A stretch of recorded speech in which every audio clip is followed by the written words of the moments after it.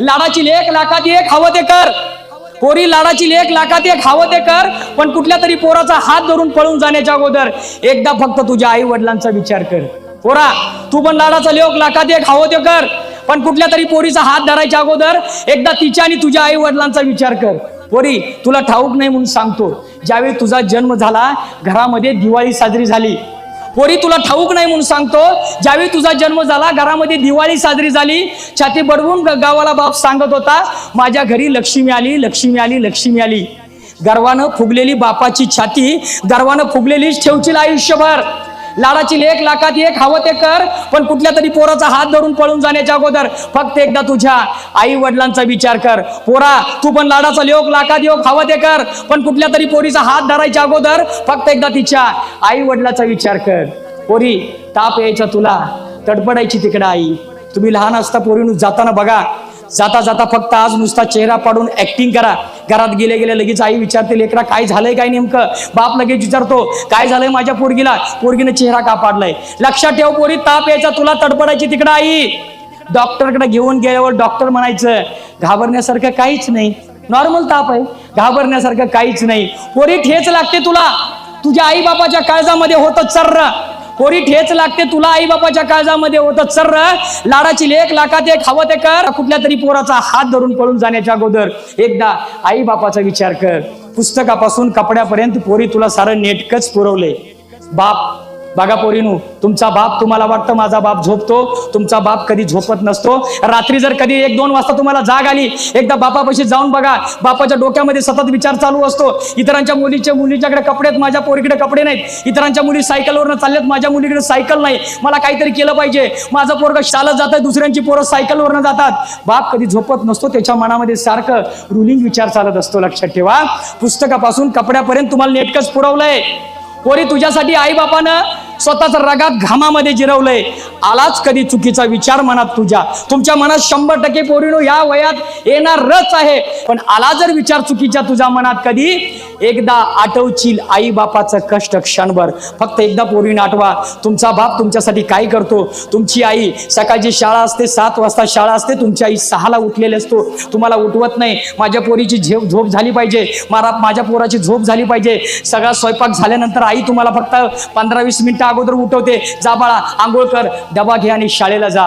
त्याच्याकडे त्यांच्या पाठीमागं हे करण्यापाठीमागं तुमच्याकडून काहीच अपेक्षा नसते. पोरांनो, तुम्ही मोठं व्हावं, आई वडिलांना पैसे द्यावं, काहीच नसतं, तुमच्यासाठी राबत असतात. आलाच जर चुकीचा विचार मनात कधी, आई बापाचं कष्ट आठवशील क्षणभर. लाडाची लेक लाखात एक हवं ते कर, पण कुठल्या तरी पोराचा हात धरून पळून जाण्याच्या अगोदर एकदा आई वडिलाचा विचार कर.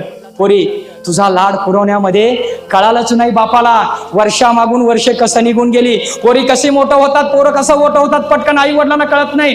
पोरी, तुझा लाड पुरवण्यामध्ये कळालं नाही बापाला, वर्षामागून वर्षे निघून कशी गेली. एक दिवस तुझी आई बापाला सांगते, पोरगी मोठी झाली, पोरगी वयात आली. महत्वाचा पॉइंट सांगतोय पोरीनु, लक्षात ठेवा. तुझा लाड पुरवण्यामध्ये बापाला कळालं नाही, वर्षामागून वर्ष कशी निघून गेली. एक दिवस आई सांगते, पोरगी मोठी झाली, पोरगी वयात आली. आनंद होतो बापाला, पण आईला वाटते भीती.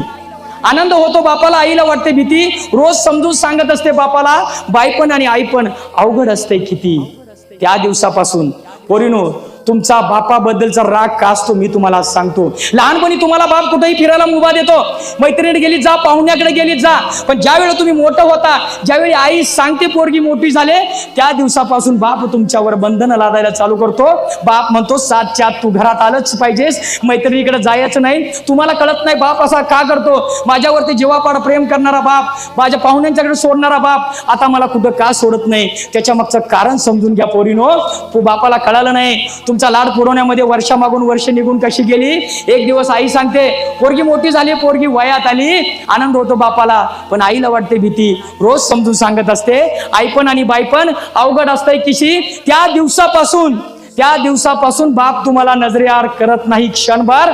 लाडाची लेक लाखात एक हवं ते कर, पण लक्षात ठेव, कुठल्या तरी पोराचा हात धरून पळून जाण्याच्या अगोदर फक्त एकदा आई वडिलाचा विचार कर. पुन्हा मला विचारू नको, बापाचं काळीज माझ्यासाठी का जळतं. फार मोठा पॉइंट सांगणार आहे पोरीनो. विचार करा, तुमच्या बापाची प्रॉपर्टी सांभाळणारा कोण. मुलगा. तुमच्या बापाचं नाव चालवणारा मुलगा, एवढंच काय बापाच्या चितेला अग्नी देणारा सुद्धा मुलगा, मग बापाचा जीव तुमच्यावरती का असतो पोरींनो?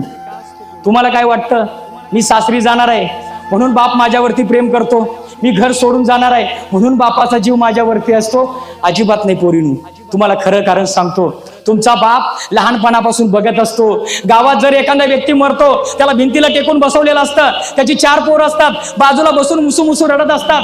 त्या पोरांच्या रडण्यानं इकडच्या 2 घरामध्ये, इकडच्या 2 घरामध्ये आणि इकडच्या 2 घरामध्ये कळतं की कोणतरी मेलेलं आहे.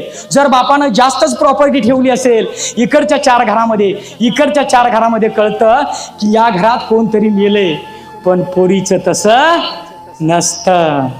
बाप मेल्यावर पोर कोपऱ्यात मुसू करती, बाप मेल्यावर पोर कोपऱ्यात मुसू करती, पण लेक लाडकी फोडी हंबरडा येऊन वेशीवरती, पण लेक लाडकी फोडी हंबरडा येऊन वेशीवरती. म्हणून म्हणतो पोरी, मला कधीच विचार नको बापाचं काळीज माझ्यासाठी का जळतं, कारण बाप मेला हे फक्त तुझ्यामुळंच साऱ्या गावाला कळतं, तुझ्यामुळंच साऱ्या गावाला कळतं. घे शपथ आज, जित्यापणीच मी माझ्या बापाला कधीच नाही मारणार. लाडाची लेक, लाखात एक, हवं ते कर, पण कुठल्या तरी पोराचा हात धरून पळून जाण्याच्या अगोदर फक्त एकदा आई वडिलाचा विचार कर. पोरी, जर केलंस तू हे कृत्य, बापाचं काय, कसा तरी मरत जगल. लक्षात ठेवा पोरीनो, क्षणाच्या आनंदासाठी चुकीचं पाऊल उचलता तुम्ही हे कृत्य करता. पण बाप जो गावामध्ये बुलेटवरून मिशीवरती ताव मारून फिरणारा बाप 4 चौघासमोर जाऊ शकत नाही. सौभाग्यवती असून सुद्धा तुमची आई कुठं हळदी कुंकवाला जाऊ शकत नाही. तुमच्यामुळं त्यांना मान खाली घालावी लागते. पण तो शेवटी बाप असतो, घराचा सरदार असतो, त्याला हारून चालत नाही. पोरी लक्षात ठेव, जर केलंस तू कृत्य, बापाचं काय, कसा तरी मरत जगल, पण तुझ्या आईचं काळीज लय हलकं. मला नाही वाटत पोरी ती पाणी सुद्धा मागल. केलेच जर हे पाप, लक्षात ठेवा पोरीनो, हे पाप करून आई वडिलांना दुःखी करून आयुष्यात 1 जन्मात नाही 7 जन्मात सुद्धा तुम्ही सुखी राहू शकणार नाही. पोरांनो, तुम्हाला सुद्धा सांगतो, एखाद्या गरीबाची पोरगी आणून त्यांच्या घरादाराचा इस्कूट करून तुम्ही किती जरी मोठं झाला, आयुष्यात तुम्ही कधीही सुखी राहू शकत नाही.